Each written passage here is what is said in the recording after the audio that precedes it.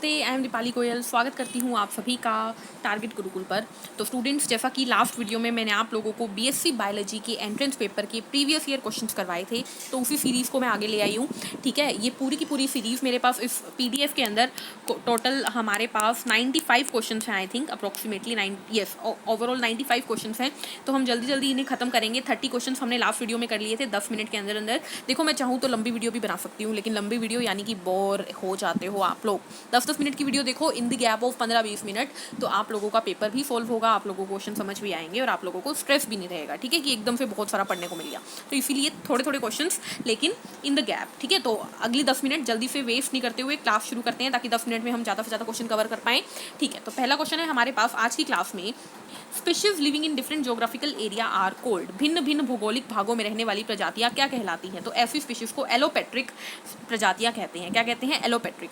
क्या होती है? डिफरेंट ज्योग्राफिकल एरिया में रहने वाली स्पीशीज, यानी अलग अलग जगहों पर रहती है जो प्रजातियां। ठीक है, जैसे कि गाय की प्रजाति यहाँ पे कोई है, वहाँ पे कोई है, वहाँ पे कोई है, तो वो एलोपेट्रिक हो गई। Next, which one is dinucleotide? Dinucleotide कौन सी है? डाई न्यूक्लियोटाइड मतलब दो न्यूक्लियोटाइड वाले, वो होते हैं डीएनए। ठीक है, आरएनए एक सिंगल न्यूक्लियोटाइड वाला होता है, एनएडी एक होता है, एडीपी एक होता है, जैसे एटीपी है वो दो वाला है। तो DNA is the right answer. DNA की फुल फॉर्म क्या है? Deoxy ribo nucleic acid. ये हमारा क्या होता है? ये हमारा जनरेशन टू जनरेशन पास होने वाला जेनेटिक मटेरियल होता है। Lactose is made up of. Lactose जो होती है एक डाइसेकेराइड होती है, यानी दो चीनी के मॉलिक्यूल से मिलकर बनी हुई चीनी होती है। तो लैक्टोज मिलकर बनती है ग्लूकोज और गैलेक्टोज से। ग्लूकोज और गैलेक्टोज से। अगर पूछ लिया जाए ग्लूकोज और ग्लूकोज से मिलकर कौन बनती है, तो माल्टा वाली माल्टोज बनती है। ग्लूकोज और फ्रक्टोज से कौन बनती है? तो सुक्रोज बनती है। ठीक है, जो गन्ने में भी होती है। ठीक है, चलिए आगे बढ़ते हैं। Exophthalmic goitre is caused by hormonal irregularity. Exophthalmic गलकंड किस हार्मोन व अनियमितता के कारण होता है? तो जब बॉडी के अंदर थायरोक्सिन हार्मोन बढ़ जाता है, जो थायराइड ग्रंथि के अंदर होता है, हमारी गर्दन में बटरफ्लाई शेप की एक ग्रंथि होती है जिसे थायराइड ग्रंथि कहते हैं। इस ग्रंथि से निकलता है थायरोक्सिन हार्मोन। अगर ये ज्यादा निकलेगा तो आपको एक्सोप्थेल्मिक ग्वाइटर हो सकता है। गर्दन फूल जाती है, बिल्कुल बहुत बड़ी हो जाती है गर्दन फूल के।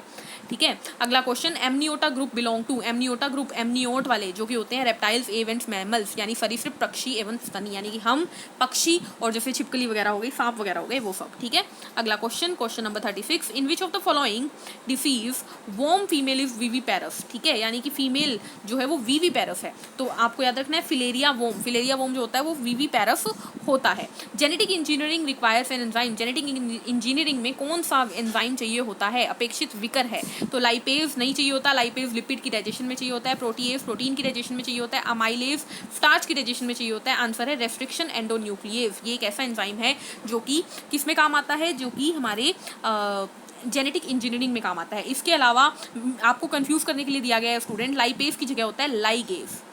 ठीक है, कंफ्यूज करते हैं सिर्फ। प्रोटीएज की जगह होता है पॉलीमरेज। ठीक है, क्या होता है? पॉलीमरेज। और एक और एंजाइम होता है इन दोनों के अलावा, वो है फोस्फेटेज।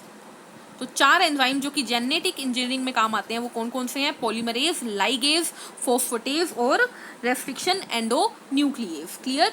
Next question, question number 38, asexual reproduction body in sponges are. स्पंजों में अलैंगिक जननकाएं क्या होती हैं? तो उन्हें बोलते हैं गेम्यूल। क्या बोलते हैं? गेम्यूल। क्या बोलते हैं? मुकुलक बोलते हैं स्पॉन्जेस के अंदर। डेंगू फीवर कौन स्प्रेड करता है? तो dengue fever aedes mosquito spread करता है स्टूडेंट। और कौन सा एडीज? तो एडीज इजिप्टाई करता है। एडीज इजिप्टाई करता है। ट्रिपैनोसोमा स्लीपिंग सिकनेस करता है। एनाफिलस फीमेल एनाफिलीज जो होती है वो मलेरिया करता है। एडीज विटेटस आपको करना नहीं है। ठीक है, याद रखिएगा। अगला question, the cleavage of frog egg is, यानी कि मेंढक के अंडों में दरार कैसी होती है? तो होलोब्लास्टिक होती है। होलोब्लास्टिक रेडियली सिमेट्रिकल होती है, यानी कि कैसे भी काटो रेडियस से इक्वल कटेगी। रेडियली सिमेट्रिकल और होलोब्लास्टिक क्लीवेज होती है मेंढक यानी फ्रॉग के अंदर।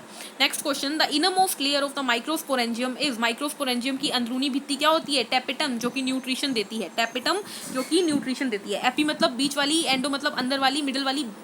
एपी मतलब बाहर वाली, एंडो मतलब अंदर वाली, मिडल वाली बीच की हो गई, टेपिटम सबसे अंदर होती है। ठीक है, वर्टिसिलाफ्टर इन्फ्लोरेसेंस किस में मिलता है? तो लेमिएसी में बनता है। किस में मिलता है? लेमिएसी। इसी को एक और नाम से जाया जाता है, इसे लेबिएटी भी बोल देते हैं। ठीक है, तो दोनों में से जो भी ऑप्शन में मिले उसे टिक कर देना, दोनों एक का ही नाम है।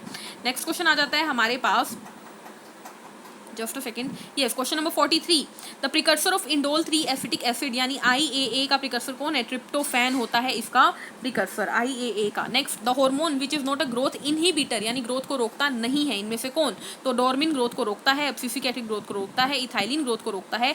IAA ऑक्सिन का ही दूसरा नाम है, और ऑक्सिन आप सभी जानते हो पौधे की जो एपिकल मेरिस्टेम होती है या पौधे की लंबाई जो होती है, चाहे ऊंचाई मतलब आप चाहे स्टेम की ग्रोथ मानो चाहे रूट की ग्रोथ मानो, उसके लिए हार्मोन इंपॉर्टेंट है IAA, indole acetic acid, auxin, ठीक है। जबकि बाकी तीनों क्या है? फ्रूट्स को रोकती हैं। इथाइलिन तो फ्रूट को पकाने में भी काम आता है, ठीक है, नकली तौर पे पकाने के लिए इंजेक्शन भी दिए जाते हैं इवन।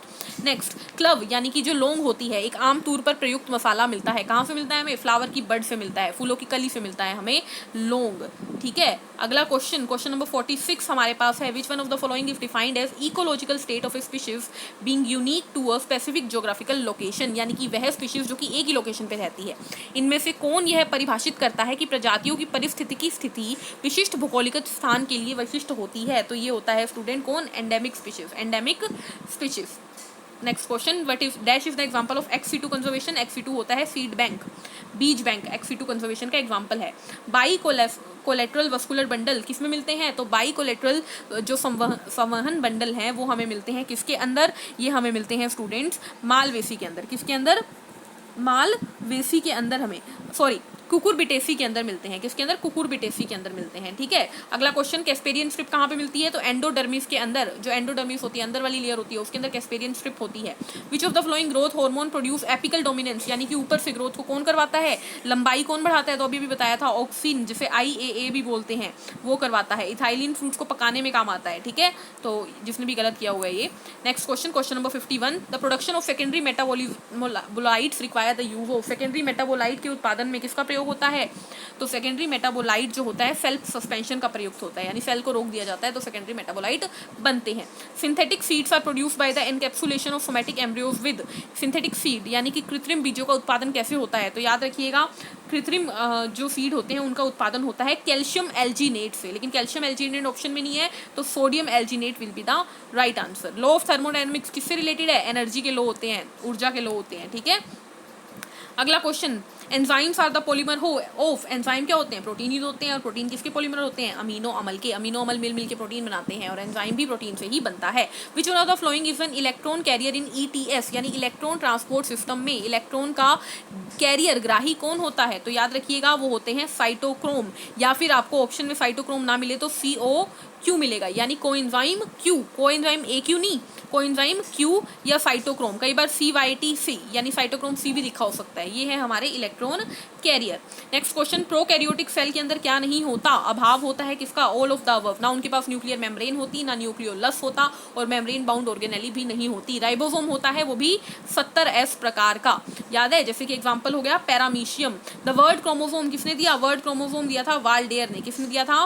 वाल्डेयर ने। Option B will be the right answer, Waldeyer ने वर्ल्ड क्रोमोसोम दिया, ठीक है। Most of the hydrolytic enzyme function at, hydrolytic enzyme कहाँ पे काम करते हैं? एसिडिक pH पे काम करते हैं, ठीक है, डाइजेस्टिव एंजाइम होते हैं ये। Next, which of the following lakhs sexual reproduction, sexual reproduction कौन सी एल्गी में नहीं होती? तो ब्लू ग्रीन एल्गी, नील हरित शैवाल में नहीं होती, BGA से लिखा जाता है इन्हें, ठीक है। नील हरित शैवाल में सेक्सुअल रिप्रोडक्शन नहीं होती, एसेक्सुअल होती है, और इसका एग्जांपल है स्पाइरोगायरा। कुछ इस प्रकार के जीव होते हैं ये, स्पाइरोगायरा इस प्रकार के जीव होते हैं, ठीक है। नेक्स्ट, क्लासिफिकेशन ऑफ, एक मिनट, इसके अंदर ऑफिटेलोरिया, ओइडोगोनियम और कैरा राइट आंसर नहीं जाएगा। नेक्स्ट आता है हिस्टोन्स आर, हिस्टोन्स क्या होते हैं? एसिडिक प्रोटीन होते हैं, अम्लीय सॉरी, हिस्टोन्स बेसिक प्रोटीन होते हैं, क्या होते हैं? क्षारक प्रोटीन होते हैं। अमाइलोप्लास्टिड आर प्लास्टिड विच स्टोर्स, अमाइलोप्लास्टिड जो होते हैं स्टूडेंट वो स्टार्च को स्टोर करते हैं, किसको? मांड को संग्रहित करते हैं खुद के अंदर, अमाइलोप्लास्टिड, ठीक है। Next, extra nuclear DNA is found in, तो DNA एक्स्ट्रा किसमें मिलता है? एक तो माइटोकॉन्ड्रिया में और किसमें?